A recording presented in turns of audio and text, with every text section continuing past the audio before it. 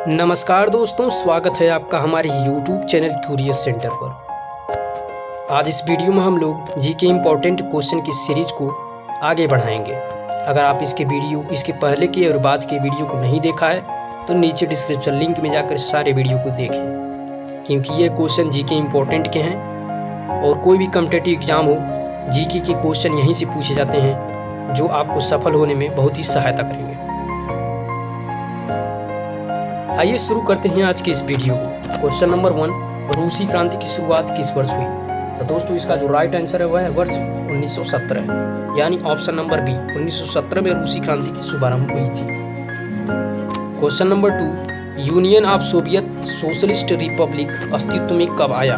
तो दोस्तों यह 1923 में अस्तित्व में आया था। Union of Soviet socialist Republic, जो अब रूस के नाम से जाना जाता है। वैज्ञानिक समाजवाद का सिद्धांत किसने दिया? तो दोस्तों वैज्ञानिक समाजवाद का सिद्धांत कार्ल मार्क्स और एंगेल्स दोनों लोगों ने दिया था। तो इसका right answer option number C है। क्वेश्चन नंबर 4, चीनी क्रांति का नायक कौन था? तो दोस्तों चीनी क्रांति का नायक sun यat-sen थे। तो right answer option number B है। और इन्हीं को चीन का राष्ट्रपिता भी कहा जाता है। जैसे हमारे देश में महात्मा गांधी जी को राष्ट्रपिता कहा जाता है, वैसे चीन में sun यat-sen को राष्ट्रपिता का दर्जा प्राप्त है। क्वेश्चन नंबर 5, चीन के जनवादी गणराज्य की स्थापना कब हुई? तो दोस्तों 1949 में जो आधुनिक चीन है, चीन गणतांत्रिक, इसकी स्थापना 1949 में हुई थी। क्वेश्चन नंबर 6, यूरोप का मरीज किसे कहा जाता है? तो दोस्तों तुर्की देश को यूरोप का मरीज कहा जाता है। और दोस्तों एक और बात, एशिया का मरीज किसे कहा जाता है? तो जापान को एशिया का मरीज कहा जाता है, जापान और चीन दोनों को दोस्तों। तो आप ये इंपॉर्टेंट पॉइंट है, चाहे तो नोट डाउन करें या हमारे क्वेश्चन का स्क्रीनशॉट ले लें, लेकिन स्क्रीनशॉट लेंगे तो बहुत ज़्यादा हो जाएगा।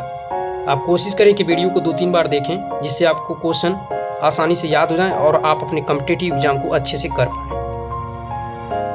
क्वेश्चन नंबर 7, फाजिम का जन्मदाता किसे माना जाता है? तो दोस्तों मुसोलिनी को फाजिम का जन्मदाता माना जाता है। इसमें तानाशाही की तरह ही सरकार चलाई जाती है। क्वेश्चन नंबर 8, निम्नलिखित में से किस व्यक्ति ने एक राष्ट्र एक नेता का नारा दिया? तो दोस्तों हिटलर जो जर्मनी का शासक था, तानाशाह, उसने एक राष्ट्र एक नेता का नारा दिया, जो कि बहुत ही प्रसिद्ध है। क्वेश्चन नंबर 9, त्रिकूट का निर्माण निम्न में से किस देश ने किया था?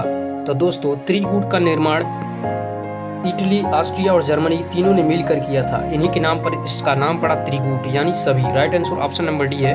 त्रिकूट में इटली, ऑस्ट्रिया और जर्मनी तीनों देश शामिल थे। क्वेश्चन नंबर 10, निम्न में से एक कौन सा देश मित्र राष्ट्रों में शामिल था? तो दोस्तों जब विश्व युद्ध हो रहा था, पहला विश्व युद्ध, तो उसमें 2 गुट बने थे, मित्र राष्ट्र और ध्रुवीय राष्ट्र। तो मित्र राष्ट्र में दोस्तों ये सभी देश थे, यानी इंग्लैंड, जापान और अमेरिका। और ध्रुवीय राष्ट्रों में दोस्तों जर्मनी, ऑस्ट्रिया और हंगरी थे। तो ये भी इंपॉर्टेंट है, आप इसको जान लीजिए। क्वेश्चन नंबर 11, फ्रांस की क्रांति की शुरुआत किस वर्ष हुई? तो दोस्तों फ्रांस की क्रांति, जो कि बहुत ही चर्चा का विषय है, और इसी में पहली बार नारा चला समानता, स्वतंत्रता और बंधुता। तो यह 1789 यानी 1789 में रूसी क्रांति हुई। और दोस्तों एक और इम्पोर्टेंट, यह विश्व की दूसरी क्रांति थी। इसके पहले अमेरिका की क्रांति 1776 में हुई, उसके बाद यहाँ पर हुई थी। क्वेश्चन नंबर 12, जर्मनी के एकीकरण हेतु बिस्मार्क ने किस नीति का अनुसरण किया?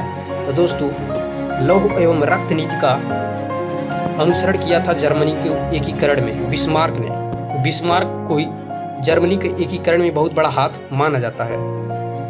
किस वेद को भारतीय संगीत का मूल कहा जाता है? तो दोस्तों सामवेद को भारतीय संगीत का मूल कहा जाता है। इसमें संगीत की गद्य और पद्य में कई तरह की श्लोक मिले हैं। महात्मा बुद्ध को किस स्थान पर महापरिनिर्वाण प्राप्त हुआ? तो दोस्तों महापरिनिर्वाण से तात्पर्य उनकी मृत्यु कहाँ पर हुई? तो दोस्तों कुशीनगर में उनकी मृत्यु हुई थी, जो कि उत्तर प्रदेश का एक जिला है। और उनका जन्म पूछे तो लुम्बिनी, नेपाल में हुआ था। तो ये आप इम्पोर्टेंट लिख लें, महापरिनिर्वाण। और अगर ज्ञान पूछा जाए तो गया में इनको ज्ञान मिला था, बरगद के वृक्ष के नीचे। क्वेश्चन नंबर 15, भगवान बुद्ध ने अपना पहला उपदेश कहाँ दिया? तो दोस्तों यह वाराणसी में सारनाथ नामक स्थान पर उन्होंने अपना पहला उपदेश दिया। ये भी इम्पोर्टेंट है। देखिए क्वेश्चन दोस्तों अगला, बुद्ध का जन्म कहाँ हुआ? तो ये मैंने आपको अभी बताया, लुम्बिनी नेपाल में हुआ था। जैन धर्म की पहली संगति कहाँ हुई? तो दोस्तों जैन धर्म की पहली संगति पाटलिपुत्र में हुआ था, वैशाली नामक स्थान पर। तो इसका right answer option number B. Ranchi का स्तूप किसने बनवाया था? तो दोस्तों रांची का स्तूप अशोक ने बनवाया था, जो कि मौर्य वंश का सबसे प्रतापी और फेमस सम्राट था। क्वेश्चन नंबर 19, भारत का नेपोलियन किसे कहा जाता है? तो दोस्तों समुद्रगुप्त को भारत का नेपोलियन कहा जाता है। नेपोलियन से तात्पर्य है दोस्तों जितने भी युद्ध हुए सब में विजय प्राप्त करना। तो समुद्रगुप्त जितने भी युद्ध लड़े थे सब में विजयी हुए थे, इसलिए इन्हें भारत का नेपोलियन कहा जाता है। और जो वास्तविक नेपोलियन था वो भी दोस्तों सारे युद्धों को जीता था। क्वेश्चन नंबर 20, हड़प्पा नगर की खोज किसने की थी? तो दोस्तों हड़प्पा नगर की खोज दयाराम साहनी ने 1921 में की थी। ये भी इम्पोर्टेंट है।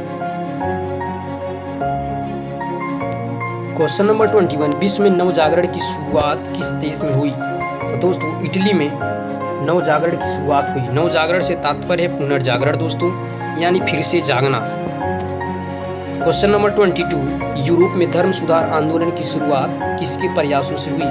तो दोस्तों मार्टिन लूथर के प्रयासों से ही यूरोप में धर्म सुधार आंदोलन और पुनर्जागरण की शुरुआत हुई। मार्टिन लूथर ने ही दोस्तों बाइबिल का अनुवाद जर्मनी में सबसे पहले किया था।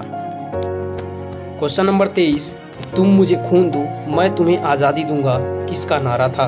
तो दोस्तों ये सबसे प्रसिद्ध नारा है। यह सुभाष चंद्र बोस के द्वारा, यानी नेताजी सुभाष चंद्र बोस के द्वारा नारा दिया गया कि अगर आप अंग्रेजों को भारत से भगाने में हमारा साथ देंगे, यानी अपना खून बहाएंगे, तो आपको उसके उपलक्ष्य में आज़ादी मिलेगी। करो या मरो का नारा किसने दिया? तो दोस्तों महात्मा गांधी ने करो या मरो का नारा दिया, यानी या तो करो या तो मर जाओ। दिल्ली चलो का नारा किसने दिया? तो दोस्तों ये नारा भी सुभाष चंद्र बोस ने ही दिया था कि दिल्ली चलो और ब्रिटिश शासन को ध्वस्त कर दो। तो इसका right answer option number C है। क्वेश्चन नंबर 26, इंकलाब जिंदाबाद का नारा किसने दिया? तो दोस्तों ये तो आप सभी लोग जान रहे हैं, ये बहुत फेमस लाइन है, इंकलाब जिंदाबाद। आज़ादी के समय में तो ये और भी फेमस थी। इसके संस्थापक कहा जाए या कहा जाए इसको बनाने वाले भगत सिंह थे, जिनको 1931 में 23 मार्च को फांसी के तख्त पर लटका दिया गया। तो इसका right answer option number A, इंकलाब जिंदाबाद भगत सिंह।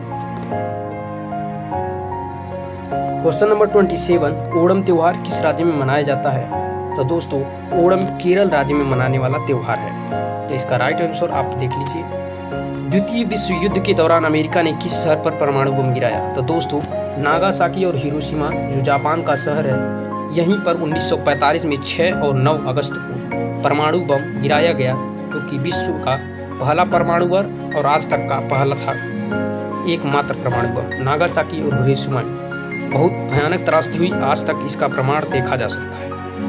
प्रथम विश्व युद्ध में अमेरिका को किस वर्ष में शामिल हुआ? तो दोस्तों 1915 में, 1914 में शुरुआत हुआ था, 1914 से 18 तक प्रथम विश्व युद्ध, लेकिन अमेरिका 1915 में इसमें शामिल हुआ। तो right answer option number D है। क्वेश्चन नंबर 30, जर्मनी का एकीकरण किस युद्ध के पश्चात हुआ? तो दोस्तों फ्रांस और प्रशिया के युद्ध के बाद जर्मनी का एकीकरण बिस्मार्क की सहायता से हुआ था। तो इसका right answer option number B, Prussia और फ्रांस के युद्ध के बाद संधि हुई और जर्मनी का एकीकरण हुआ, यानी जर्मनी 2 भागों में बट गई थी, उसके बाद एक हो गई। क्वेश्चन नंबर 31, निम्नलिखित में से किस क्रांति में स्वतंत्रता, बंधुता और समानता का नारा दिया गया? तो दोस्तों ये तो मैंने आपको पहले ही बता दिया है, यह फ्रांस की क्रांति से निकला था। क्वेश्चन नंबर 32, विश्व में आर्थिक मंदी की घटना कब हुई? तो 1929 और 30 के बीच विश्व में आर्थिक मंदी की घटना हुई। निम्न में से कौन सैयद वंश के संस्थापक थे? तो दोस्तों सैयद वंश के संस्थापक खिज्र खां थे। तो right answer option number B है। क्वेश्चन नंबर 34, हर्यक वंश का संस्थापक कौन था? तो दोस्तों बिंबिसार हर्यक वंश के संस्थापक थे। तो right answer option number A है। क्वेश्चन नंबर 35, पाटलिपुत्र की स्थापना किस शासक ने की थी? तो दोस्तों उदयन ने पाटलिपुत्र यानी आधुनिक पटना का स्थापना किया। तो right answer option number D है। दोस्तों क्वेश्चन नंबर 36, विश्व का सबसे छोटा पक्षी? तो दोस्तों विश्व का सबसे छोटा पक्षी गुनगुना पक्षी या कह सकते हैं हमिंग बर्ड, हमिंग बर्ड को ही गुनगुना पक्षी या फुरगुद्दी के नाम से भी जानते हैं भारत में। तो ये विश्व का सबसे छोटा पक्षी है। विश्व स्वास्थ्य संगठन का महानिदेशक है। तो दोस्तों मार्गरेट चान इस समय विश्व स्वास्थ्य संगठन की महानिदेशक हैं। वर्ल्ड रेड क्रॉस डे प्रतिवर्ष किस दिन मनाया जाता है? तो दोस्तों वर्ल्ड रेड क्रॉस डे 8 मई को हर वर्ष मनाया जाता है। रेड क्रॉस आप देखेंगे इस तरह का चिन्ह होता है, जो डॉक्टर लोग अक्सर इसका यूज करते हैं। रेड क्रॉस ये इसी तरह बना रहता है दोस्तों। तो ये 8 मई को मनाया जाता है प्रतिवर्ष रेड क्रॉस डे। उस विश्व संस्था का नाम बताइए जो 1920 में स्थापित हुई और 1964 में भंग कर दी गई। तो दोस्तों लीग ऑफ नेशंस, इसकी स्थापना 1920 में हुई और 1964 में इसे भंग कर दिया गया है किसी कारणवश। तो लीग ऑफ नेशंस इसका right answer option number B. और आज का इस वीडियो का लास्ट क्वेश्चन, प्रजातीय पक्षीपात का निराकरण के लिए अंतर्राष्ट्रीय दिन कब मनाया जाता है? तो दोस्तों 21 मार्च को प्रजातीय पक्षीपात का निराकरण के लिए अंतर्राष्ट्रीय दिवस मनाया जाता है। तो राइट आंसर ऑप्शन नंबर ए 21 मार्च। तो दोस्तों इस तरह से ये वीडियो कंप्लीट हुआ, जो हमारा जीके इंपॉर्टेंट क्वेश्चन का 6वां वीडियो था। इसके पहले और बाद का भी वीडियो देखना चाहते हैं तो नीचे डिस्क्रिप्शन लिंक में जाकर क्लिक करें, सारे वीडियो को देखें, क्योंकि ये क्वेश्चन आपको कॉम्पिटिटिव एग्जाम में सफलता दिलाएंगे। और इसी तरह का अपडेट पाने के लिए हमारे यूट्यूब चैनल क्यूरियस सेंटर को सब्सक्राइब करें और साथ ही साथ बेल आइकन को दबाना ना भूलें और अपने दोस्तों को भी शेयर करें ताकि वो भी कॉम्पिटिटिव एग्जाम में सफल हुए। तो चलते हैं, नमस्कार, जय हिंद।